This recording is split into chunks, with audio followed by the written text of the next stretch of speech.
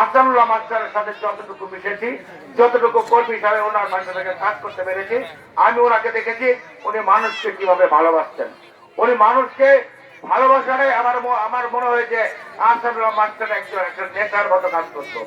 উনি কিভাবে একজন মানুষকে বুকে টেনে নিবেন, কিভাবে একজন মানুষকে কাছে টেনে নিবেন, কিভাবে দৌড়ে দিয়ে তাকে আলিঙ্গন করবেন, এই যে একটা প্রতিনিয়ত তার একটা প্র্যাকটিসের মধ্যেই মনে হয় এটা ছিল।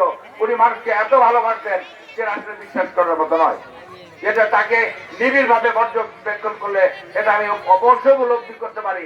আমি অন্তত উপলব্ধি করি যে আহসানুল্লাহ মাস্টার একটা দেশপ্রেমিক নেতা ছিলেন, মানুষ প্রেমিক নেতা ছিলেন উনি, এবং এই মানুষকে খুব বেশি বিশ্বাস করতেন।